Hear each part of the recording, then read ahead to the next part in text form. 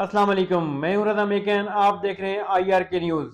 आइए जानते हैं आज की कुछ ताज़ा तरीन अपडेट्स सदीक जान साहब से। इस वक्त हम मौजूद हैं सुप्रीम कोर्ट ऑफ पाकिस्तान में। सुप्रीम कोर्ट ऑफ पाकिस्तान में महफूज फैसला सुना दिया गया है, बहुत अहम फैसला सुनाया गया है। मामला 1 से 1.5 मिनट में दोबारा आपको बता दूं कि मामला क्या था, ताकि उसके मुताबिक आपको थोड़ा सा अंदाज़ा हो कि एक एक उस पॉइंट के ऊपर अदालत ने आज फैसला क्या सुनाया है। मामला ये था कि एक केस 13 जनवरी के लिए मंसूर अली शाह साहब, आयशा मलिक साहबा और इरफान सादत खान साहब के बेंच में लगा। कस्टम एक्ट का मामला था। जब वो केस लगा तो जो दरखास्त गुजार थे उन्होंने कहा जी आप ये केस नहीं सुन सकते क्योंकि अब ये केस आईनी बेंच को सुनना है। अदालत ने कहा कि किस वजह से हम नहीं सुन सकते। उन्होंने कहा कि आर्टिकल 191A जो 26वीं आईनी तरमीम के अंदर ऐड हुआ है उसकी वजह से आपसे दायरे समात, इख्तियार समात ले लिया गया है, आपकी जुरिडिक्शन नहीं है। अदालत ने कहा कि चलें हम पहले अपने दायरे इख्तियार, दायरे समात का फैसला कर लेते हैं, कि इख्तियार समात का फैसला कर लेते हैं कि हमारा इख्तियार समात है या नहीं, हमारी जुरिडिक्शन है या नहीं। 13 तारीख को फैसला 16 जनवरी के लिए समात के लिए मुलतवी किया गया। 16 तारीख को अदालत को जब अदालत आई तो वो बेंच तब्दील था। उसमें मंसूर अली शाह साहब थे, आयशा मलिक साहबा थी और अकील अब्बासी साहब थे। अब अकील अब्बासी साहब वो केस सुन नहीं सकते थे क्योंकि हाई कोर्ट में अकील अब्बासी साहब ने उसी केस में फैसला दिया था, तो इसलिए अकील अब्बासी साहब खुद वो सुप्रीम कोर्ट में बैठ के वो केस नहीं सुन सकते थे। मामला गया रजिस्ट्रार ऑफिस को और मंसूर अली शाह साहब और आयशा मलिक साहबा, अकील अब्बासी साहब ने एक जुडिशियल ऑर्डर पास किया जिसमें कहा गया कि ये केस 20 जनवरी के लिए समात के लिए उसी बेंच के सामने मुकर्रर कर दें जिसमें मंसूर अली शाह साहब हैं, आयशा मलिक साहबा हैं और इरफान सादत खान साहब हैं। 20 से पहले कॉज लिस्ट नहीं आती। 20 को बैरिस्टर सलाउद्दीन अदालत में पेश होकर बताते हैं कि केस की कॉज लिस्ट नहीं आई। एडिशनल रजिस्ट्रार जुडिशियल को बुलाया जाता है, रजिस्ट्रार ऑफिस को बुलाया जाता है। वो आकर कहते हैं जनाब कमेटी ने 17 जनवरी को एक इजलास किया था और उस इजलास में कमेटी ने ये केस आपसे वापस लेकर, यानी रेगुलर कमेटी जो रेगुलर केसेस लगाती है, रेगुलर बेंच के सामने लगाती है, जिसमें याहिया अफरीदी साहब हैं, मंसूर अली शाह साहब हैं और अमीनुद्दीन खान साहब हैं। तो मंसूर अली शाह साहब को बताया गया कि उस कमेटी जिसमें आप हैं उस कमेटी ने जो है वो 17 तारीख को इजलास किया और इजलास करके और ये मामला भेज दिया है आईनी कमेटी को और आईनी कमेटी ने केस 27 जनवरी के लिए आईनी बेंच में लगा दिया। यहाँ से मामला शुरू हो गया। एडिशनल रजिस्ट्रार जुडिशियल को कंटेम्प्ट नोटिस हो गया। उन्होंने जवाब जमा कराया। उन्होंने कहा मुझे कुर्बानी का बकरा बनाया गया है, जो किया है वो कमेटी ने किया है, मैंने तो कुछ नहीं किया। अब अदालत के सामने 2 मेन सवाल थे। पहला ये कि जब कमेटी एक बेंच के सामने केस समात के लिए मुकर्रर कर देती है तो क्या कमेटी उस केस को वापस ले सकती है। दूसरा यह था कि अगर कहीं पे जुडिशियल ऑर्डर आ जाता है तो उस जुडिशियल ऑर्डर को एडमिनिस्ट्रेटिव ऑर्डर के जरिए सेट असाइड किया जा सकता है, नहीं किया जा सकता, कलअदम किया जा सकता है, नहीं किया जा सकता, वापस लिया जा सकता है, नहीं लिया जा सकता, चेंज किया जा सकता है, नहीं किया जा सकता। ये वो दूसरा सवाल था। चलता रहा, फैसला महफूज हुआ और आज वो फैसला सुनाते हुए मंसूर अली शाह साहब और अकील अब्बासी साहब ने पहला बड़ा फैसला ये सुनाया है कि दोनों कमेटियों ने अपने इख्तियारात से तजावुज़ किया है, दोनों कमेटियों ने गैर कानूनी काम किया है।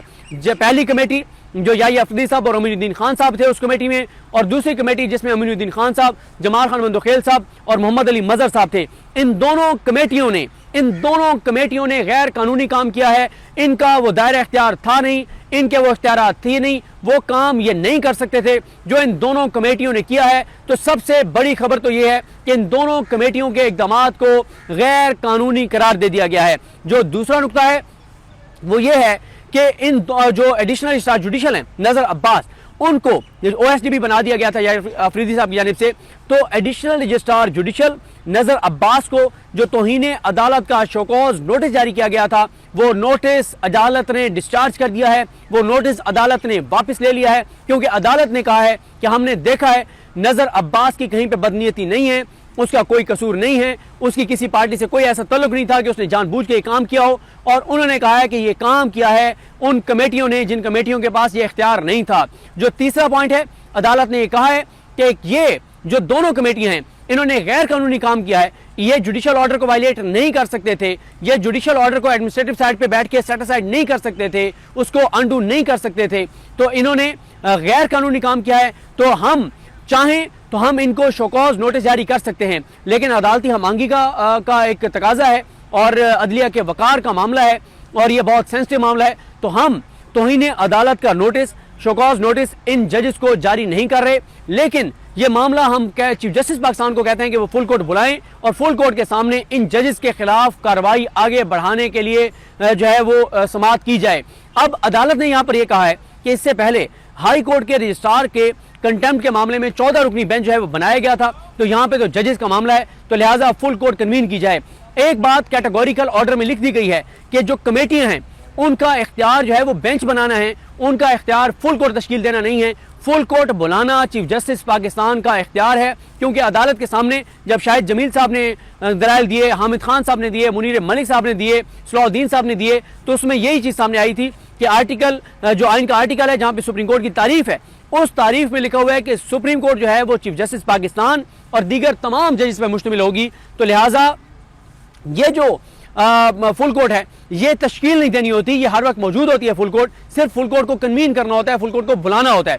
तो ये अब कहा गया है कि फुल कोर्ट जो है उसको चीफ जस्टिस पाकिस्तान बुलाएं और फुल कोर्ट के सामने ये मामला रखा जाए कि ये दो कमेटियां, इनके मेंबरान ने जो गैर कानूनी काम किया है, इनके हवाले से मजीद कैसे प्रोसीड करना है। और अदालत ने कैटेगोरिकल एक बात अपने ऑर्डर में लिख दी है कि ये मामला कमेटियों के सामने नहीं रखा जाएगा, क्योंकि मामला कमेटियों का नहीं। इसलिए लिखा गया है कि याहिया अफरीदी साहब हमेशा पतली गली से निकलने के लिए किसी न किसी का कंधा इस्तेमाल करते हैं, तो वो ये मामला कमेटी के सामने रखते और कमेटी के सामने रख के और इस मामले को किसी और तरफ ले जाते। तो कैटेगोरिकल लिख दिया गया है कि ये मामला चीफ जस्टिस पाकिस्तान का है। अभी जब रिटर्न ऑर्डर हम पढ़ेंगे तो आप, क्योंकि अभी मैं निकल के आया हूँ तो वीडियो कर रहा हूँ, तो फिर आपको अपडेट करेंगे कि उसमें लफ्ज क्या है, डायरेक्शन है, रिक्वेस्ट है, कंसिडरेशन है, क्या है वो देखना होगा। लेकिन आज इसमें एक बड़ी डेवलपमेंट अब यह है कि इस वक्त जब मैं ये वीडियो कर रहा हूं तो कोर्ट रूम नंबर 2 में ये फैसला सुनाया गया। 6 जजेस बैठेंगे।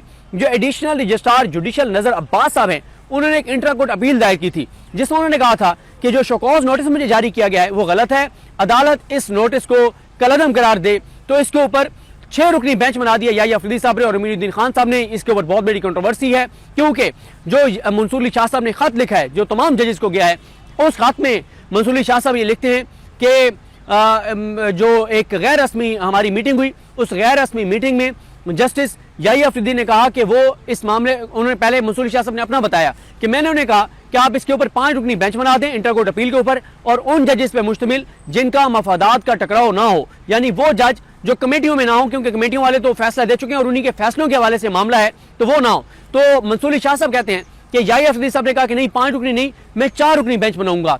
और अंडरस्टैंडिंग ये थी कि ये बेंच अत्तर मिनल्ला साहब की सरबराही में होगा, क्योंकि अत्तर मिनल्ला से ऊपर जो जजेस हैं वो तो सारे इन कमेटीज के मेंबर्स हैं और मुनीब अख्तर साहब मेंबर नहीं हैं।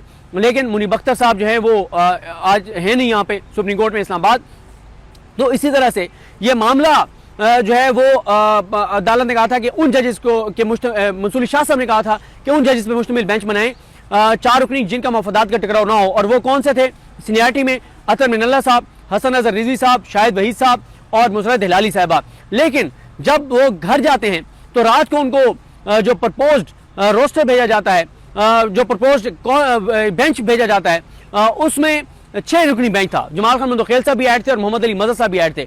उस पर उन्होंने कहा कि मैं सुबह इस पर अपने एतराज़ात दूंगा, लेकिन रात को एक कॉज लिस्ट जारी कर दी जाती है, बेंच बना दिया जाता है। 10:33 पे उनको वो भेज दिया जाता है कि बेंच तश्कील दे दिया गया है 6 रुकनी।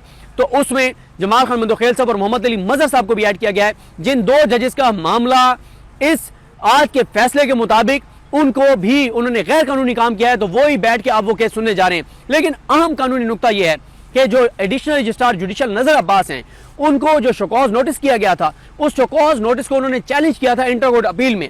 लेकिन अब जब अदालत ने वो शोकॉज नोटिस ही डिस्चार्ज कर दिया है, वो शोकॉज नोटिस ही वापस ले लिया है, तो उनके तो केस की इमारत धड़ाम से गिर गई है। तो नाजरीन ये थी अहम अपडेट्स जो आपने जानी सदीक जान की ज़बानी। तो नाजरीन जुड़े रहिए मजीद अपडेट्स के लिए हमारे चैनल के साथ।